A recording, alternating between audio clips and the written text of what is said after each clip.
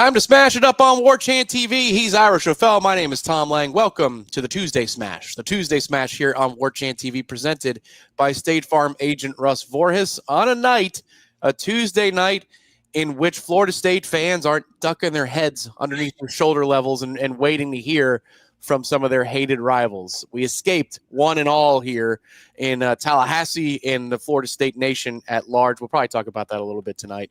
But he's Irish O'Fell, as I said, managing editor of Warchant.com. And tonight we'll get into a host of topics, catching everybody up on where Florida State stands in the offseason. Now the portal is closed outside of a couple of openings for those combatants in the national championship game last night.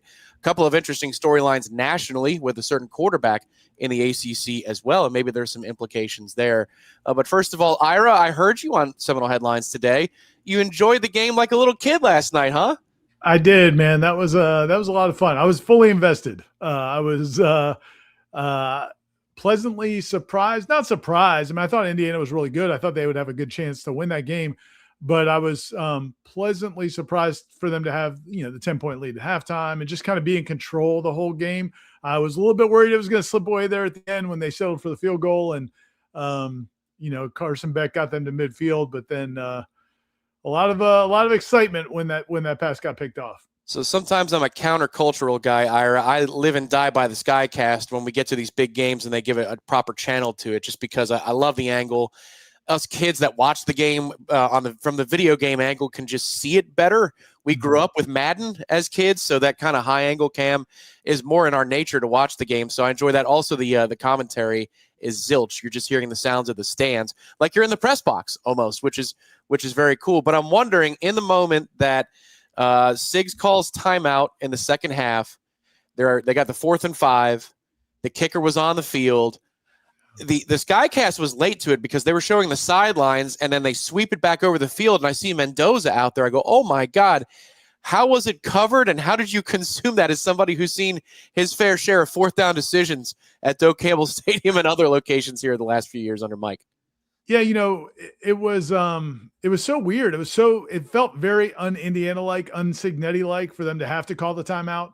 And then unlike what Mario, their last drive started with a delay of game coming after a change of possession, but which was not all that surprising. Something we've actually seen here at Florida State a little bit. But it was, so that was a little bit surprising that he had to call the timeout. It felt like at the time, he has to call timeout but then as you start to think about it, you're like, well, I wonder if he's going to go ahead and roll the dice here. Chris Fowler, I think it was Chris Fowler coming out of the commercial, when they go back onto the field, he points out that Mendoza and the kicker have the same number or something. He's like, so yeah, it'll be confusing whether or not it's the kicker or Mendoza. And I'm like, dude, that's definitely going to be Mendoza. Like, once they called the timeout and like you realized, okay, this wasn't just because they couldn't get the field goal off. They desperately want to, or they want to at least consider it. It just felt like, okay, they're going to go for it. And then sure enough, man, it was awesome. It's a gutsy call, man. Gutsy call. It's like going back to the work done play against Virginia. Like I like the RPO type plays on those plays. I just like having an option if it's not going to work. And, man, there was only one option on that play, and it worked out for him. It's a play that Florida State runs under Gus a lot. The tell is the interior offensive lineman climbing to the next level. I mean, you can get away with that a little bit more in college, but still, when he's 3 or 4 yards down after the quarterback drops back and takes that jab step, you're like, oh, my God, this is it right here.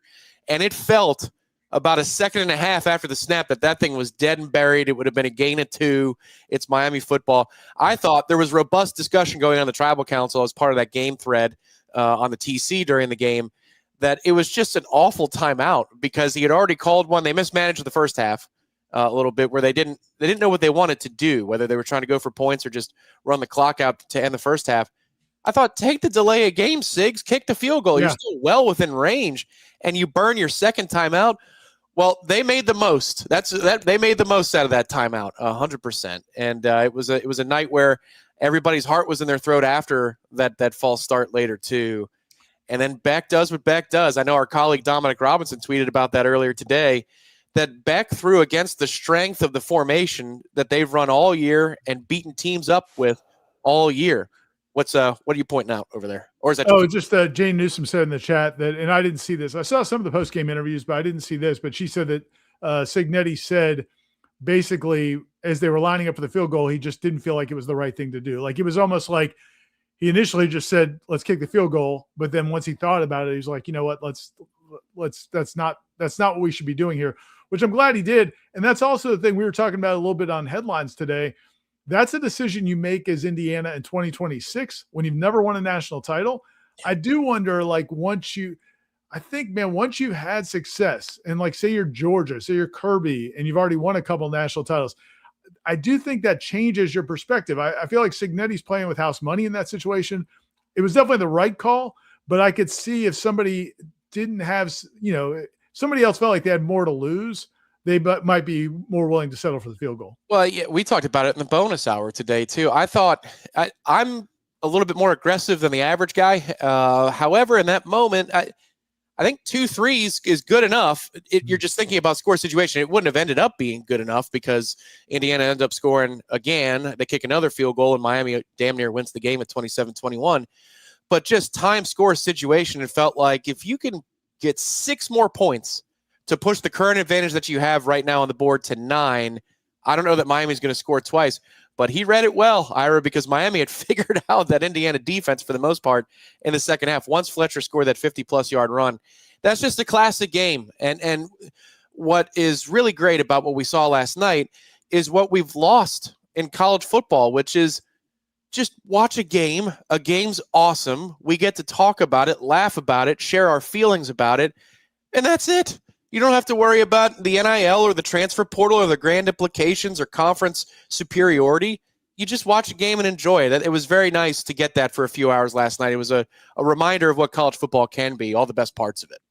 Yeah, it's a weird thing what's going on right now in college sports. And the Henshaw's house that we ran over the weekend that people can find at warchant.com, Coach Henshaw, George Henshaw, longtime college and NFL coach, he made the point that he believes the quality of play, especially at the highest levels of college football right now, is at a really high level. And, for 2 main reasons. Number one is you don't have as many kids going pro after 3 years.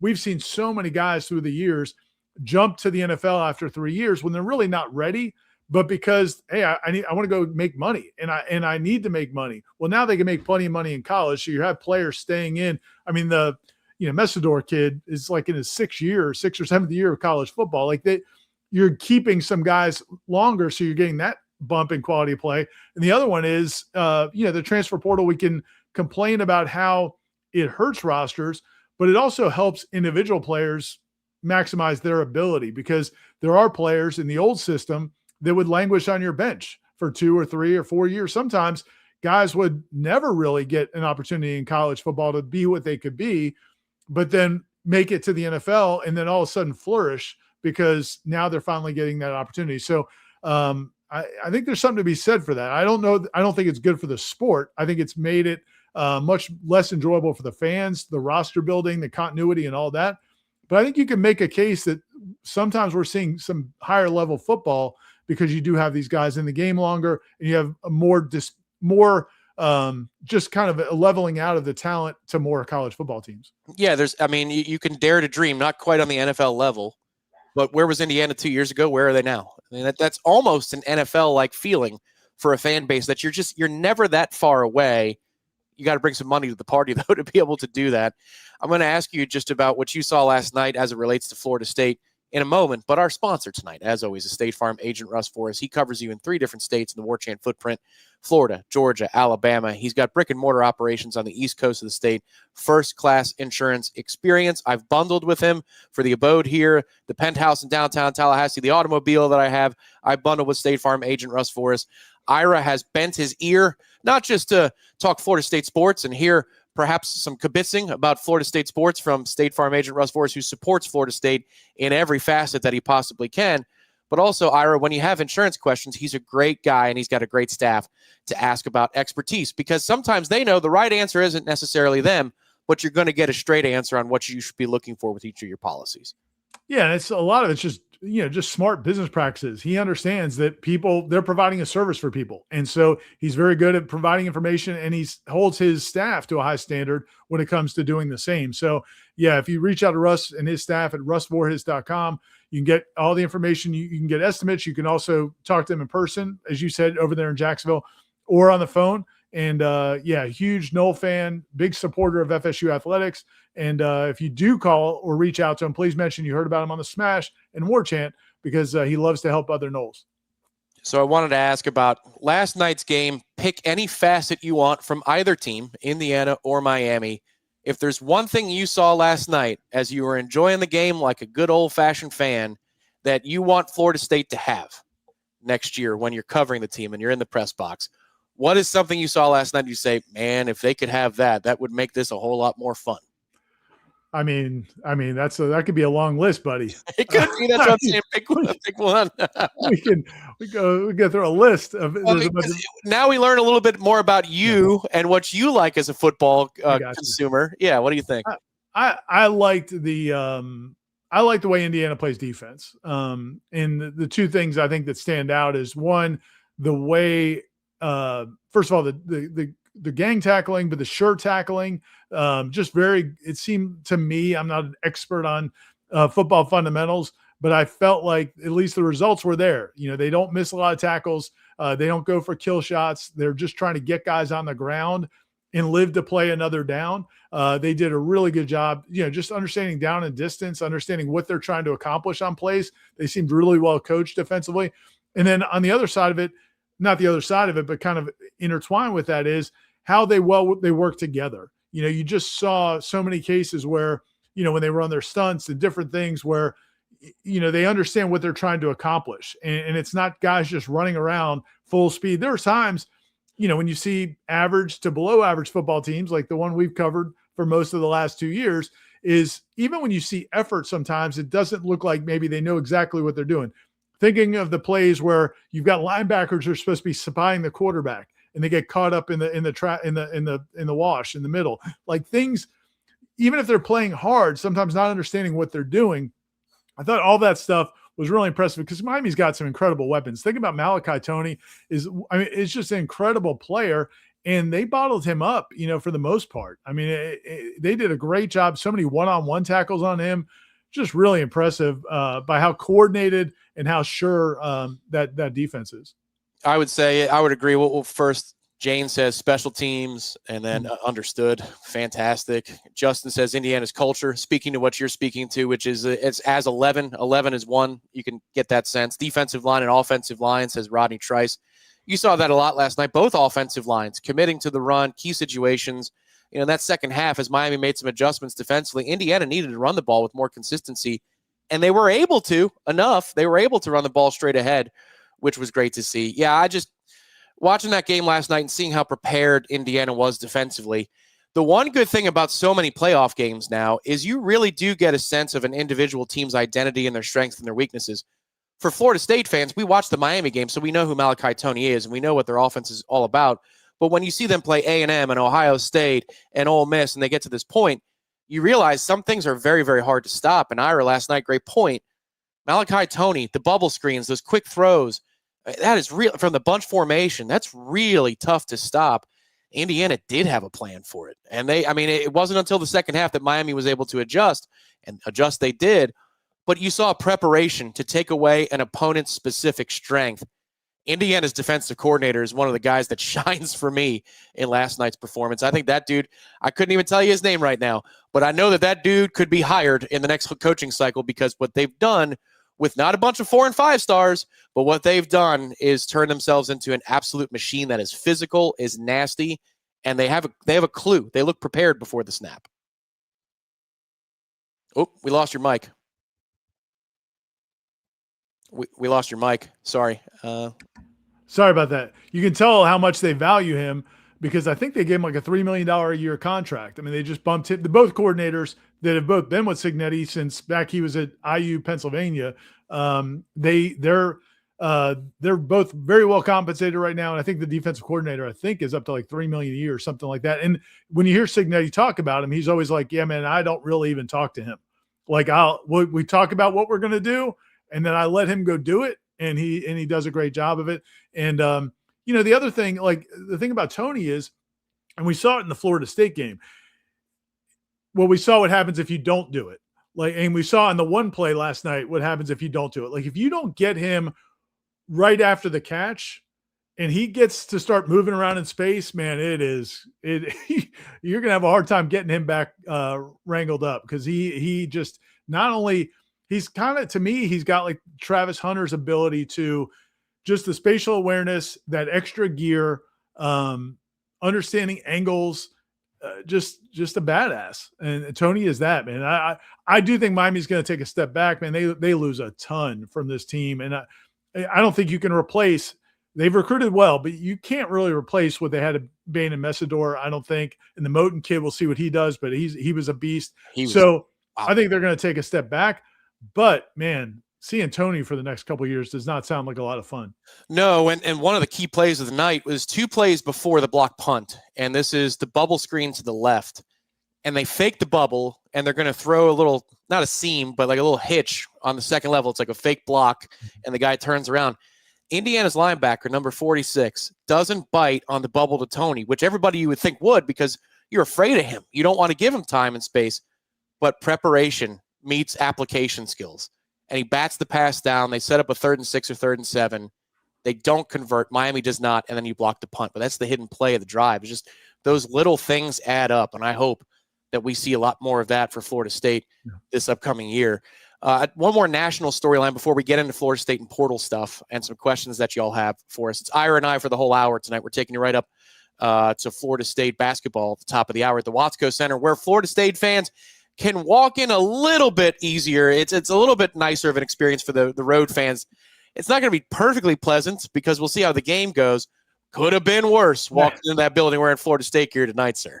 One of my South Florida buddies, I think he's going to be at the game. He's going back and forth. But if Miami had won last night, he said he was definitely not going to the game tonight. But the fact that Miami lost, he was at least going to consider the option of going over there tonight. Some great moments for Florida State in the Watsco Center. This would be an unlikely one, but they've done it before with good Miami teams under Larinaga when they weren't so good, and gone down there and registered important wins. We'll see what Florida State's able to do at 7. But the national storyline, Miami's trying to reload. They've struck out a quarterback so far, but it looks like they're trying very hard to get a specific quarterback out of Duke, who is now being sued by the university.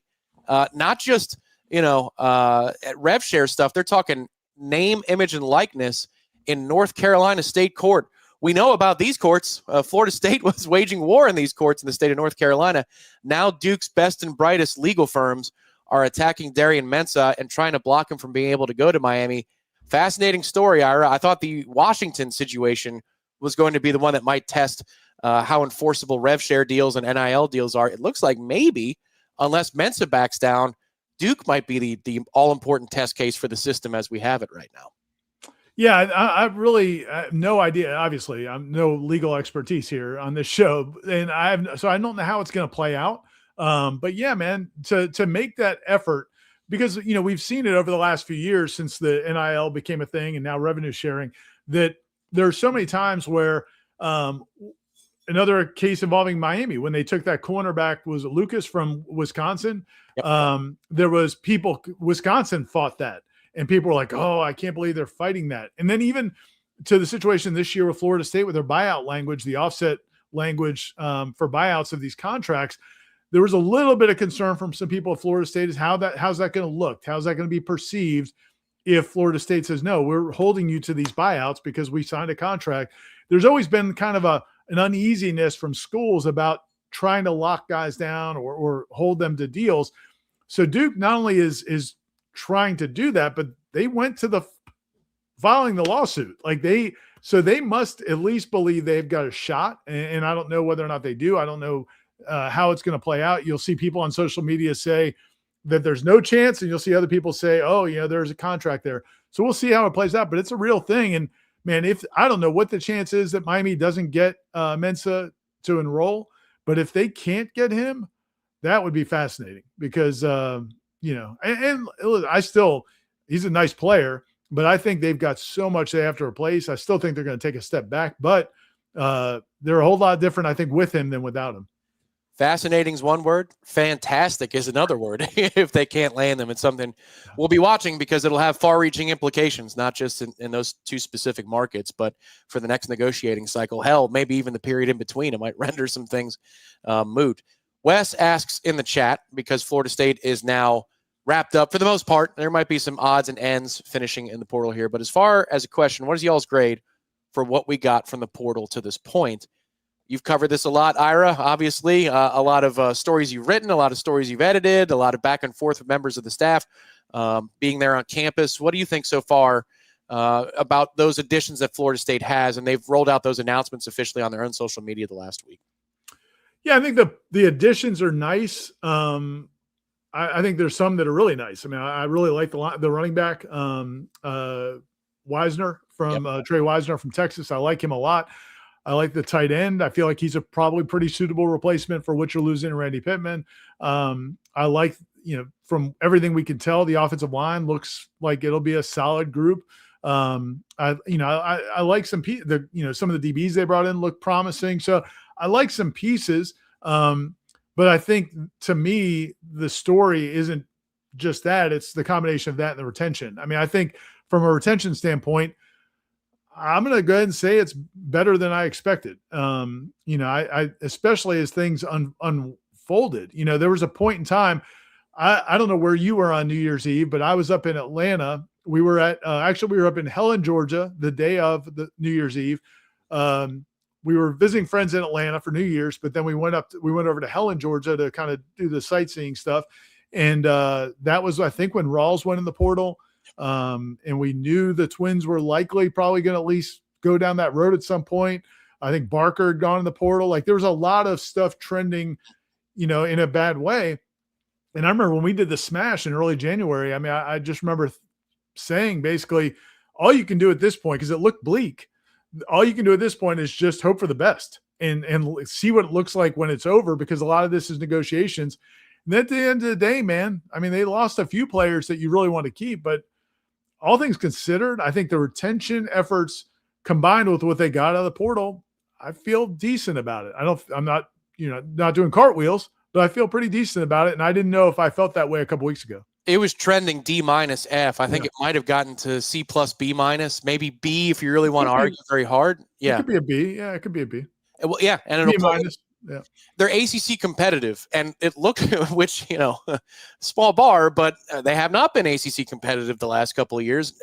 What they were able to do, I think you got two heroes here. The first hero is the person who decided to put in offset language that was aggressive with dollar amounts that was aggressive last offseason before it all started. That's your first hero of the offseason. I think your second hero of the offseason is that the Battle's End got back involved too to help with the acquisition part of it. Maybe some of the retention conversations as well. We reported on that it was a nice combined effort between Florida State and the collective, as it should be, but an aggressive one to keep the Deceers on campus and maybe a couple other retentions as well. But I think some of the legwork they did to be impressive in retention, Ira, was done last July, last August. After the House settlement got passed. And then there was a second wave of work to where, you're right, around January 1st, it was debatable whether or not this team was going to be in a position to win 4 or 5 games. Now it looks like they're going to be at least competitive, that if they can reward themselves in the 50-50s, unlike this past season, they might have done enough work to do that. Does it mean it's championship caliber? Hell no. That's why you don't get an A. But it could have been a hell of a lot worse at the beginning of the year. You're not wrong about that. Yeah, and the column, I wrote a column early last week, kind of on the heels of, the Twins were going in the portal. Kevin Wynn had gone in the portal. They hadn't gotten some of the portal acquisitions they would end up getting. The basketball team lost by 44 at home. I was in a dark place, Tom, and I basically wrote that, a year ago I thought the ceiling for that team was probably 2025 Florida State football team. I think the ceiling was probably 9 or 10 wins. And I thought 8 was about what they should be at least. And then they went 5-7. I mean, that's terrible. And it's a poor job by Mike Norvell and his staff, because that roster was better. Like you made a comment earlier, but I would push back a little bit. You said it hasn't been ACC competitive the last couple of years. I think the roster was ACC competitive last year. The coaching and the players didn't perform. It's a fair reframe. I agree. Yeah. I agree. Yes, the front office material. Yeah, the front office materials did a good enough job last year. Yes, agree. Now to be competitive, not good enough to what it needs to be, but it should have been a competitive roster. You should not have lost to Stanford. You shouldn't have lost to Pitt at home. You shouldn't have lost to Virginia, I think. But whatever, that happened. Now, my concern a week and a half ago was when I wrote that column was, man, now I don't know if the ceiling is 7 wins. You may be able to get to 7, probably 7, maybe 6 or 7's the ceiling. And that's bleak. And now I think you're kind of back closer to where you were. I'm not saying the ceiling is 10 right now. I would say the ceiling is probably maybe 9. That's where I am right now. I think maybe 8, 9 is probably where, and so maybe what's realistic is 7 to 8 wins, but at least your ceiling is higher than it was. I mean, I think, where I was about a week and a half ago was thinking, man, the ceiling on this team might be 6 wins, 7 wins. At least the season's not over before it starts. Right. Because that's the way it felt. I don't think that was a overly negative interpretation. It's like, where's it coming from, guys? Where's the production going to come from? You need about 5 different segment groups to provide a miracle, and now it looks like it's at least competitive in a lot of different areas. And I want to ask about one specific position, but I'm going to do that after this 15-second word from our sponsor, State Farm agent Russ Forrest, on The Smash.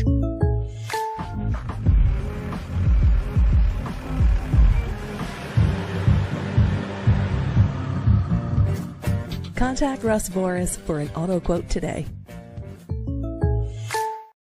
It's a simple question, sir. I don't have the answer for it. I'm fascinated to see how it plays out. So what's Florida State doing with all the quarterbacks? What's with all these quarterbacks? What does it mean, Basil?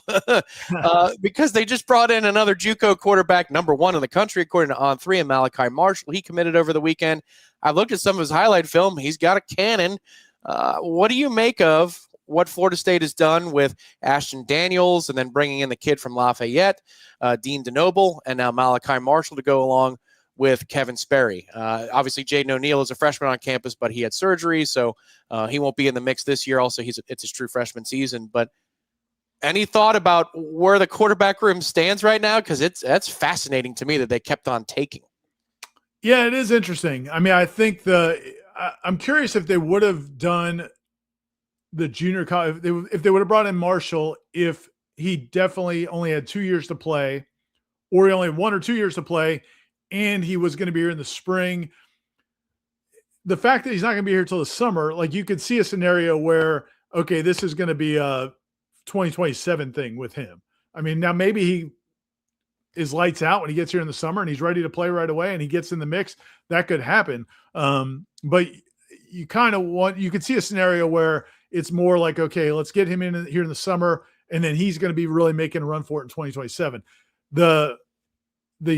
With Sperry and I think with Sperry and Daniels, I think it makes perfect sense that you feel like you've got something in Sperry, but you can't bank on him. And that's the thing. There are plenty of FSU fans who saw enough of Sperry based on what they saw last fall in his limited sample, and based on what they've heard Gus say about him, the way Gus talks about Kevin Sperry in such glowing terms, in a way he never did about Brock Glenn, for sure. And quite honestly, sometimes I didn't feel like he said about Tommy Castellanos. Like, I think he really likes Kevin Sperry, but also I don't know that you could go into a season with Kevin Sperry as the guy, just because he has never played other than some snaps here or there. So I thought Ashton Daniels makes great sense to have those two competing. The Malachi Marshall part is weird, not weird, but it's just, I do wonder if maybe they're looking at him more for the future, but I don't think there's anything that says he couldn't compete now. And then the DeNoble from Lafayette College, I think that just is a really smart hire from the standpoint of, or smart acquisition, because I'm guessing he was very inexpensive. John Garrett helped recruit him to Lafayette College before he got fired at Lafayette College. So they have a relationship that goes back a long way. And, maybe he's a guy that, again, just a steadying force, a guy who can kind of help groom young quarterbacks. I think it makes sense. I would be surprised based on what we've seen of his numbers, if he could compete with these guys. I mean, looking back he played a couple games against some higher level competition, and it didn't look like it did great. Of course, he was with an inferior team. So, I don't know that he's a real factor in the competition, but I like the idea that they've got some options and there'll be a real competition. Smokezilla says it's always good to keep your quarterback room packed like they're doing it. Agreed. I think it's refreshing, Ira, that even though Daniels is brought in from a Power 5 institution, and my guess is from not a representation, but a compensation standpoint, he's probably making the most money. It's not an amount that anoints him the starter the way that when DJU walked in here or when Tommy C walked in here. It's their job. It's kind of already the paycheck is telling you that it's their job. I think from the outside, it looks like it's going to be an open competition, which is healthy. I mean, you'd like to have a star quarterback that is going to be the guy, but if you're not going to spend the $4, the $5, or the $6 million necessary, then I don't mind open competition, especially in Gus's system, which isn't something like Jimbo's system or a pass-first system where you really need a specific type of quarterback. There are a lot of different ways this particular offense can work. I think it's a good thing to have an open competition. I think it's also fiscally responsible if you need to spend a lot more money on the offensive line, retention, which became a big expense for Florida State, and some of the other positions they spent on. Would you agree with that? It's an open competition, or you might take issue with that? No, I agree 100%. And I as you were talking there, it's something that dawned on me. One thing I was frustrated about with Gus and Tommy last year was I never felt like there had to be things that Tommy was doing that were frustrating Gus. Like it had to be. You can watch it and see like some of the decisions he was making with the RPO stuff, some of the places he was going with the football.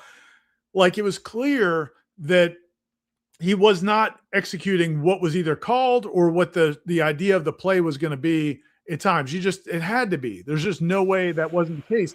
But Gus never seemed to respond to that. Like he never seemed, I've talked about it before on the show, like after every possession, they would just go sit down and look at the iPad. And it's like, there had to be times where he was not happy with what was being executed by Tommy, but it was almost like I know there's nothing I can do about it. I know Tommy's my only option. I know I have to ride with Tommy. So it's going to be counterproductive for me to jump him in a game, for me to get onto him at a game. So we're just going to kind of keep working through it. From that standpoint, it might be liberating for Gus to have options at quarterback to where you say, you know what, you're just not getting it. I mean, I go back to, again, I'm not, this isn't to put down Drew Weatherford. I like Drew Weatherford, and I've heard he's got a different perspective on what happened back then. But when Weatherford lost his job to Christian Ponder, nobody expected that. I mean, that was like a total. I remember talking to somebody around the program who told me, man, Jimbo really likes Christian Ponder. And I was like, what? And he's like, oh, yeah, he gets it. Like Drew, he doesn't think Drew gets the offense quite the same way that Christian Ponder does conceptually. And that was like, I was shocked by that. I thought for sure he would just go with Drew Weatherford. And so my point with that is sometimes it's good for the coordinator to have options to know I'm not just stuck with this. Like there might be a different road to travel. And sometimes that turns out really good. Just a personal story. It's now 20 years ago that I was at orientation at Florida State for my first semester in the spring of 2006. Time flies. In that orientation group was Drew Weatherford's little sister, and sitting next to her in the room in the Union was Christian Ponder, and everybody had to stand up. It was a group they broke people into 20, 25 person groups, and everybody stand up and introduce yourself. He's like, hi, I'm Christian Ponder. I'm going to be the next quarterback at Florida State. Like, yeah, right, pal. You got no chance. Drew Weatherford just came off of a studly freshman year. You got no shot, young man. So anytime I hear those names, I'm like, ooh, getting old. But it happens to all of us out there. A couple of questions related to the quarterback room or the quarterback coach specifically within the offense. So Mitch says, member Mitch, thank you for being a member, then get a quarterback coach, pay the money for one to develop the quarterback room, to which Robert replied, with Gus, do you really need a quarterback coach? I figured, because I know, Ira, you've heard some information on Austin Tucker, Florida State's new quarterback coach. He was promoted after Tony Tokar's left. Any thoughts on Austin Tucker's reputation within the coaching staff and those four walls of the football-only facility? Yeah, I think I was more in line with what Robert said. That Gus is going to coach the quarterbacks. I mean, that's just like Jimbo coached the quarterbacks. Again, go back and look at who Jimbo had his quarterbacks coach a lot of times, whether it was Damian Craig, who now I think coaches receiver somewhere. And I know he played quarterback, but he's not seen as a quarterback guru. He was doing what Jimbo wanted. James Coley has gone back to being a tight ends coach. Like Jimbo was going to coach the quarterbacks just like Gus Malzahn's coaching the quarterbacks. So from that standpoint, yeah, they were never going to go out and hire a big-time quarterbacks coach. The people that wanted Chris Wenke, and I'm not saying Chris Wenke is even a big-time quarterbacks coach, but I don't think Chris Wenke would come be Gus Malzahn's quarterbacks coach because Gus is going to coach the quarterbacks. Austin Tucker's an interesting situation, though, to your point. You and I have heard from some people who think highly of Austin Tucker. I also have talked to other people who also think very highly of Austin Tucker. But it's a unique situation because he played at the high school that Gus coached at when Gus started out as a high school coach. They've known each other forever. He worked for him when he was a young up-and-coming coach before he worked for Coach Mike Norvell. So there's a relationship there to where you kind of fit a pretty good window there where you have a guy who is well thought of. Again, it's just I would not say this if we've heard he's not a sharp guy. Like I just wouldn't bring it up. I would just say, oh, well, Gus doesn't have, Gus is going to coach quarterbacks. We have heard from several people that Austin is a sharp guy and brings something to the table. Then when you add into the fact that he and Gus have a good relationship and that they can work together, that's probably as good as you're going to get. Like you're not going to go out and get somebody from the outside to coach quarterbacks under Gus Malzahn. So I think it could be better than people think, but I understand the frustration because a lot of people wanted Tony Tokar's gone. And then when you just promote from within, I understand the frustration, but I think this is probably about as good as you were going to get. Yeah, there's no need to do this for a belabored period of time, but I think the postscript is Tony got kind of a raw deal these last couple of years in terms of his reputation. He didn't want DJ. I've got that from behind the scenes. I think you heard that too. That wasn't necessarily his first pick of a guy to bring in out of the portal. And then clearly last year, he was just kind of along for the ride because it was Gus's offense. It was Gus's room. And Tony was there to offer suggestions, but I don't know if he was being listened to. So it's best that he got a chance to move on and call plays. Is it Buffalo that he went to, I think? Yeah. Where, for the next part of his career. But Tokar's did a good job of helping complete Jordan Travis rebuild from the player he was into the, the polished quarterback he was. After that, not much really happened. We'll see if Austin Tucker has a role for Florida State moving forward. I do want to get to a question that we had from the Tribal Council, somebody asking a couple questions today. We're going to call that tonight's What's Brewing segment. All right, What's Brewing, brought to you by the Copper Drip. Our friends of the Copper Drip, Sierra and Brandon, own a Tallahassee-based, North Florida-based business that delivers everywhere you are out there in the Warchant Multimedia Nation. That's right. They have a subscription service available to you, small batch, ethically sourced, freshly roasted coffee delivered automatically to your door with flexible options. You can get it delivered once a month or bi-weekly, and you can save up to 15% on every order when you subscribe. No reordering, no running out of coffee. Coffee shows up right when you need it. You got to give them a try. Outstanding local business. They do a great job of bringing the best ingredients to you, available to you. You can cancel anytime. Better flavor than grocery store coffee, and you can change the amount or switch up month to month from product to product so you can try somebody and a business that supports us at Warchant right here and supports the local community. That's the Copper Drip. Ira, fantastic folks. They serve the community. Brandon's a first responder. He's in the fire department here in Tallahassee. This is an awesome group, just like Russ. If you want to support people who support us that are also local community stewards, the Copper Drip is that. Yeah, and it's tasty coffee. I mean, again, my family, all coffee drinkers. I'm the last adopter. And again, I'm doing the iced coffee. I really enjoy the iced coffee. Using, we get the beans from the Copper Drip, and then Kim has the grinder and she makes them, and then we use them in the iced coffee machine. I love that. The kids love the traditional hot coffee, and they're all big Copper Drip fans now as well. And they actually have some public events coming up as well. I don't know if you have that information in front of you, but they're going to be, if you're in Tallahassee, you can go meet Sierra and Brandon. Sierra, it's Sierra's company. It's a female-owned company. Brandon's her husband does a great job with her, but they're going to be out and about in the community as well. Yeah, exactly. They're mission-driven, as they say. It's owned by Sierra. It's a woman-owned, mission-driven small business. This Saturday, the Tallahassee Nursery, they've got the coffee crawl from 10 a.m. to 2 p.m.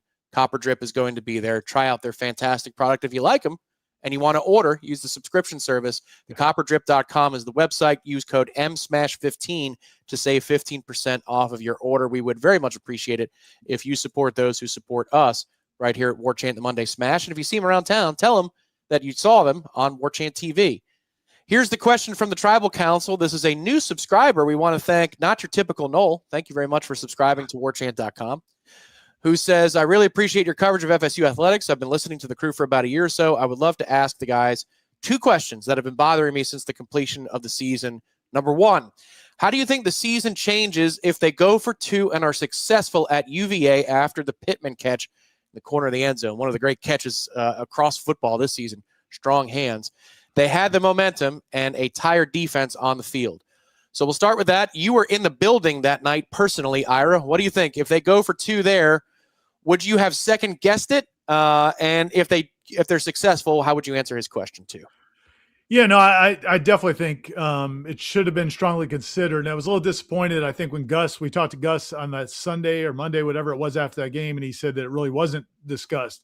From what I recall, I don't know if you recall, but I think that's what he said. Shut it down pretty quick. He's like, no, we didn't discuss it. Yeah, no, I think if you had told me going into that game that scenario was going to play out, and listen, a lot of times these conversations do happen in advance of the game. On Friday night, Coach Bowden used to have his iffy meetings. They were legendary, where Chuck Amato and Mickey Andrews and all the staff would, Coach Bowden would bring up different if scenarios. And what do we do if this happens? What if we do if that happens? And the coaches would kind of hash it out.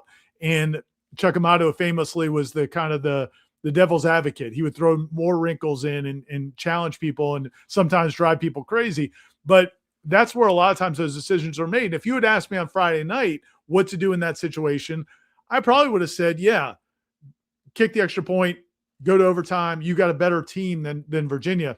But the way that game played out, I did not like Florida State's chances in overtime. I thought Tommy Castellanos was missing some plays. I thought their quarterback was playing great. I thought some of the things that Virginia was doing were really, with the quarterback run, were really presenting challenges for Florida State. I didn't think Florida State was in a great frame of mind. So I think they should have gone for 2. And if they won, I think it could have changed the entire season. I think losing that game and then losing the next week the way they did to Miami, where they kind of got outclassed a little bit in that game, I think is what led them to spiral. I think if you win that game, and even if you lose to Miami, you come back stronger against Pitt and Stanford, and it could have changed the whole complexion of the season. It's it's ifs and buts were, we could do that all day. But I do think that's a great point. I think the season could have been different. How about you? Yeah, I would agree. I'm glad to hear you say that, because you're closer to the team's emotional state than I am, because you did get to see them that night before the game started, and there was some extracurriculars, and there was against Pitt a couple of weeks later. And you could see that maybe that there was a little bit of a facade, more bark than bite to the team, fragile ego. That's something I'm hoping that we see a little bit better this year, which is more consistent. They don't have to run in the red. They don't have to feel, for whatever reason, like they need to slight another group to show up and go to work. And maybe if you win that game, you do. Maybe it's a lesson learned after a victory rather than one that sends them to a place, Ira, where it got pretty self-destructive, and I would agree. I also felt in the moment, too, that given that Virginia had a mobile quarterback that makes 4th down and 2 all the scarier, or 3rd and 2 all the scarier, I wouldn't have minded if they went for 2 points in that situation themselves. The killer was the 3rd down. It was a screen pass to the left that Tommy missed in overtime, and oh my God, it's a walk-in touchdown. Ugh, that still really hurts me inside in places I don't like to talk about. Number 2 is, do you guys know specifically what Tommy's injury was during the season? Was it a ligament or tendon tear in the ankle? Also, why were they being so cryptic from a public relations standpoint regarding the injury? If we knew more about it as fans, maybe we would understand better why the offense did not play as well, and we would be more accepting regarding this issue. I like both parts of this question. Where would you like to begin? I'm going to begin with the second part. Okay. And just say, I know you're new to Warchant. We appreciate you. Thanks for coming on board. But you might be new to covering Mike or following Mike Norvell, because, yeah, man, this is how he operates. I mean, and I think sometimes to the detriment of the players, because I think, and it's something I've said about a lot of coaches. It's not unique to Mike Norvell, but I think a lot of times coaches do this. they're trying to protect the player. And I understand that. And so they don't want people to know, oh, this guy's got a back injury or this guy's got an ankle injury or whatever it is. They don't want the other team to know that. And they feel like it's an advantage to the other team. And I get it. But it also sometimes leads to players being unfairly judged by the fans and the media because we can't acknowledge something that's going on. And so, as far as where Tommy was, yeah, I mean, as best we could tell, it was his ankle. It was in was it the Kent State game or or East Texas A&M? Was Kent State, I think. And it was, the game was already wrapped up, and that's you'd like to think Gus regrets that, having him out there in that situation, but he ends up, somebody falls on from behind, he ends up getting hurt, and I think it affected them for several weeks. And Tommy is, as dynamic as he is as a runner. When he was not running full speed and didn't have that burst, it was just completely different, and it changed everything. And I thought it was bad. Later in the season, I think after a bye, you saw him kind of get some spring back and look sharper again. But yeah, that was a big problem. But as long as Mike Norvell's here, they are not going to be forthcoming with injuries. It is not going to happen. That is one thing I know about Mike Norvell. He is not going to share injury information at all. Yeah, it's a wild policy. I'll get to that in a second. But if you are new to us and you didn't watch our programming during the season, not your typical Nole, I encourage you to, because we were calling it out in live time that whatever the injury was to his leg was also affecting Tommy's internal clock in the pocket. It was affecting him as a passer. He looked totally spooked and different as a player. That next game was Miami, and of course, that defensive front's going to speed you up. But there were times that he was running into trouble when there was no trouble there. Think about the pass that he throws, on the pass he throws to Squirrel White that gets picked off. Yeah. Watch the way he's rolling out on that play. He's rolling out like he's running to Quincy. Like it's not just a normal rollout. He's backing up and then just chucks it up. There was no conviction. There was just, and he played terribly in that game. And that's, and I get it. I understand, you're down big in that game early and it feels like you don't belong on the field with them. He played poorly in that football game. If you get decent to good quarterback play in that game, it could have been different. So, again, I'm not trying to kill Tommy. He did some good things for Florida State, but him not being who he was supposed to be, and then not having any viable options they believed in, is really, played a big role in this season unraveling. That's one thing when Daniels, let's say he's the starting quarterback, because right now he'd be the favorite. Yeah. Let's say Daniels is the starting quarterback. There is some in his game where he throws off his back foot and he does that thing that Tommy does where it looks like you're on a pogo stick and you're just kind of bailing. No, please, no. It's kind of like in 2024 with the running back rotation. I was imploring, let's not over-rotate guys under Gus Malzahn in year one. Please, the throwing off the back foot thing, that was part of, I think, the injury influenced Tommy to that end. And let's see if you agree with this, Ira. Is this your injury take? I'm excited for your. It is my injury take. All right, let's go. Can somebody just walk into those coaches' offices and say, look, man, I understand that you think other teams are going to prepare more if they don't know what's coming. But when your players are average to below average in certain segment groups, you don't need to be cagey about whether they're going to be available or not. If Sam Singleton or Keziah Holmes might not be available in a given week, or Roydell Williams, look, they're fine players. They can catch fire in a given week, but I don't think their status is going to fundamentally change the way that the defensive staff on the other side is going to schedule out their meetings and their film study. Can we please stop that? If it's Deuce Robinson, I'm here for you. If it's Mekhi Danzy, I hear you all the way. Even last year with Tommy, you want to be cagey about his health? No problem whatsoever. But Ira, he does it with rotational players. For the love of God, sir, why? Why? Yeah, it's like Squirrel White has 3 receptions on the year. Is he going to be available? Well, we'll see how that plays out. We'll see how it progresses during the week. That's something we're going to monitor as the week progresses. All right, man. Great. Thank you. I'm not sure their DC knows Squirrel White's on your offense. I don't think he cares. They don't care. So, and I think it's an alert post by not your typical Nole here. You're right, Ira. It helps the kids. If you just say, if you knew what he was battling through, whoa, eureka. Now you got people rooting for the kid instead of harping on the kid if he makes a mistake. Or let's say he short arms a pass, but he's got an oblique issue or a shoulder separation, or not a separation, but like an AC problem that he's playing through. Remember Auden Tate? All those years ago, he had to wrap up the shoulder and he makes those catches. He's a hero because we knew he was battling through an injury. you could help kids out in that way. I don't know. Am I wrong on that one, or would you agree if you were in the room?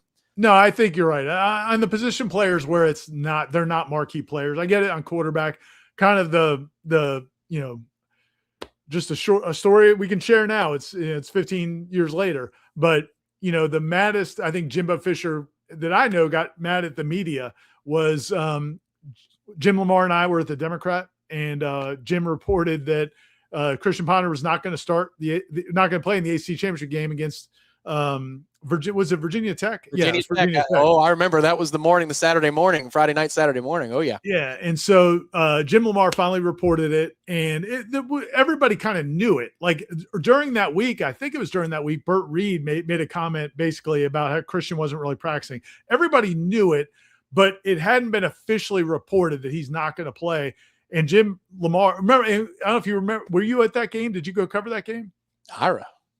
You wound me, sir. That was this week. That was this week. Yeah, so you were there. I'm sorry, man. It's nothing about you, Tom. It's just my fault. No, you guys made the bottom line, though. I remember the ESPN bottom line gave a full credit for that report. Yeah, and the glass that Tom is showing is the glasses that Tom stole from an establishment at somebody's behest, who I'm not going to name. Yes. But anyway, so they did the walkthrough. The ACC made them do a walkthrough on the Friday before the game. It was like a 10, 15-minute availability for the media. So we go over there on the Friday, and the team literally just stood in a circle around Christian Ponder so that we couldn't see anything, and nothing was done. They didn't do a walkthrough. They did nothing. And but we all knew Ponder was not going to play, but we couldn't say it officially. Jim Lamar finally wrote it. We ran it on the website of the Democrat on Saturday during the day. Jimbo called Lamar. We were at lunch. Jimbo calls Lamar and loses his mind. He is so mad that we put it out there. So after the game, they lose the game. After the game, I run into Mike Martin Jr.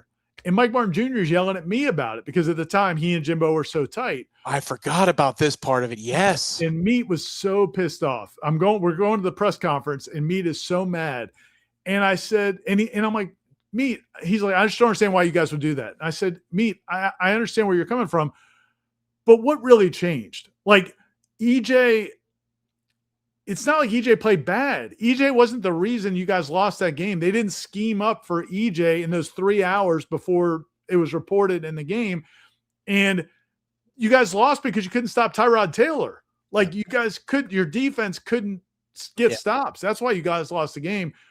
And his point was like, oh, it would have been like the Jimbo thought it was going to create this like shock to Virginia Tech's players to go on the field and see that Christian Ponder wasn't playing and the EJ was. And I get it, man. Our job is not to hurt the team we cover. And I understand why coaches are the way they are. But that game was not affected by that getting reported a few hours earlier. And how many games did EJ play that year? They prepared for EJ. Yeah. Because Ponder, was that the Bursa sack year? I mean, he had missed time. Yeah, it wasn't, and it wasn't a shock. Like all week, everybody kind of knew it. We just hadn't been reported. What was wild? Now this is going back a ways, but you remember the BC game where Burt Reed scores on the end around? It was him and Taiwan Easterling, and they changed. They ended up changing before the play. Like Burt ended up on the receiving end of the end around, or the reverse. That EJ wasn't available that day, and Ponder played through the Bursa sack problem with the arm wrap. Right. And EJ had an injury that day that nobody knew about. I don't know if it was a concussion or what. So they would have had to go to whoever the hell the third string guy was that day.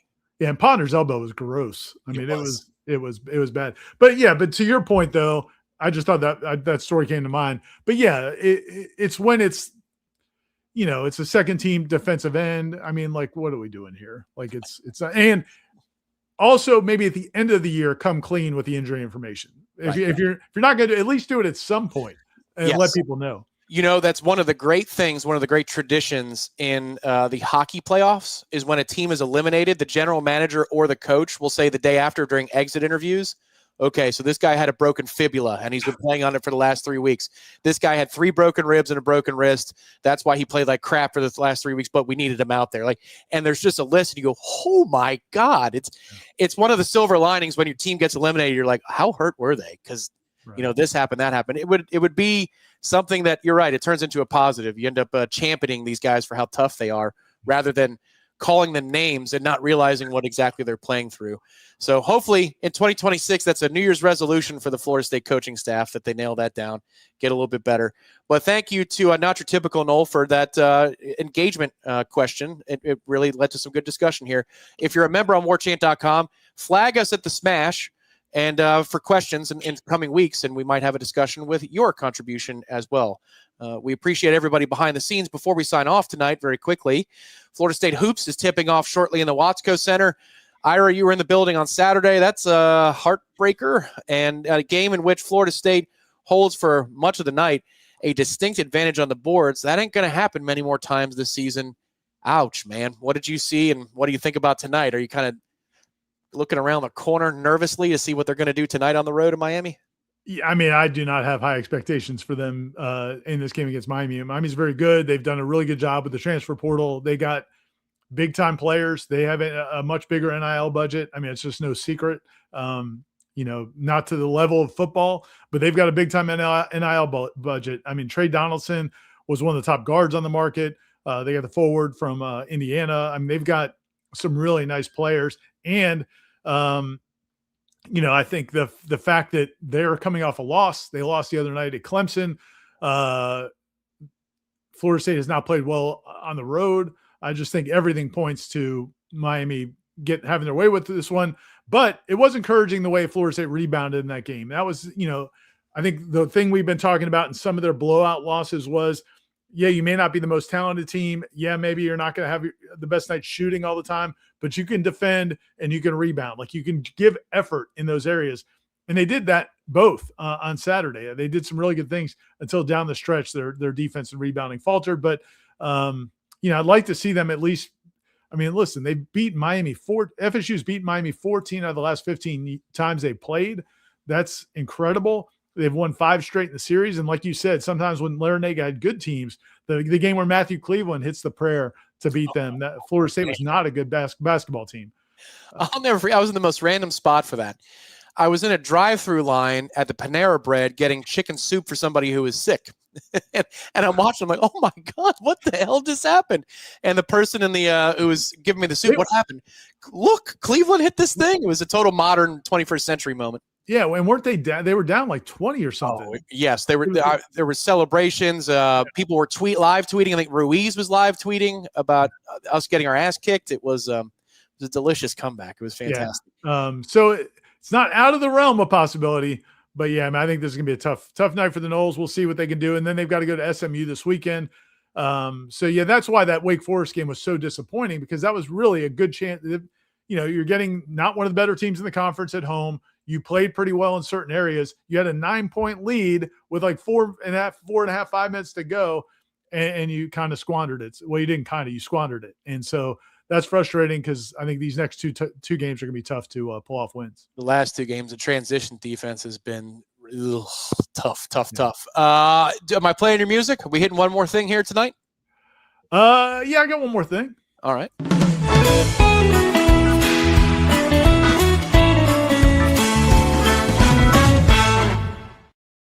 I didn't appreciate that. I didn't, and I missed the tequila music. Honestly, I need to. At some point, we got to figure out a way to bring the tequila back. Because come on now, Indiana. You still in Indiana? I don't miss it that bad. Okay, I don't miss it that bad. I mean, I'm hovering over the button. I don't have a glass. I'd have to drink out of the bottle. I didn't. Come on. Why not? What do you say?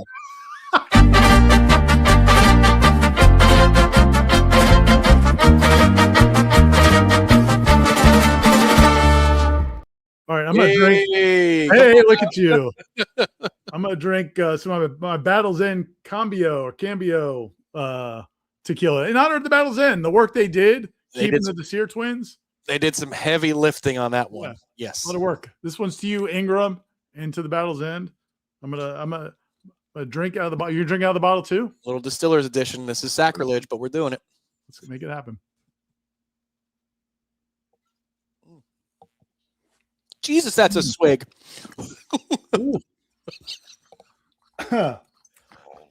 It's not the Don Julio.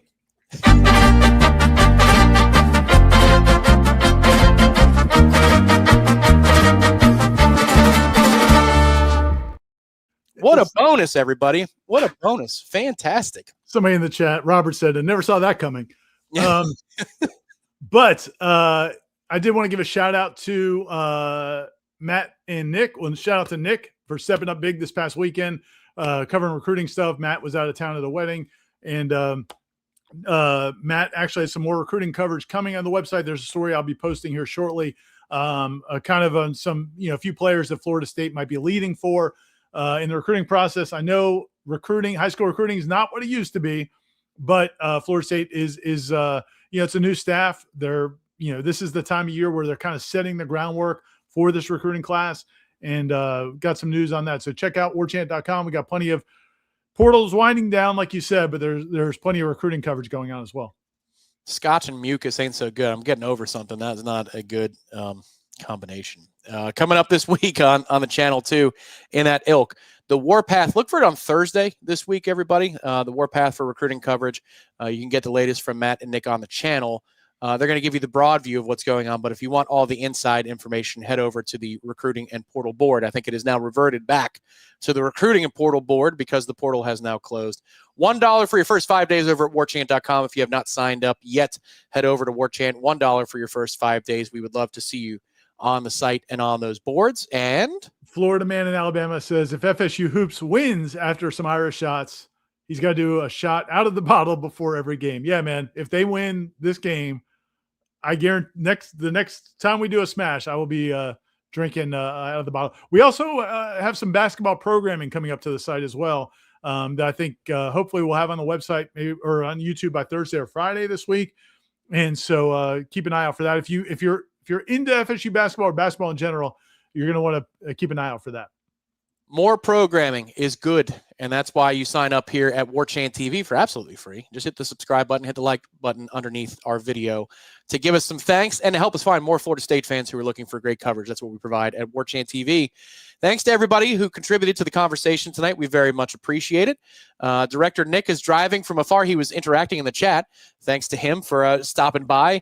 Thanks to the Copper Drip for being a sponsor of tonight's program, and our title sponsor, of course, State Farm agent Russ Voorhees. Russ, you're the man. Thank you for all that you do. For Ira, I'm Tom. We're out of things to talk about. We're out of things to shoot.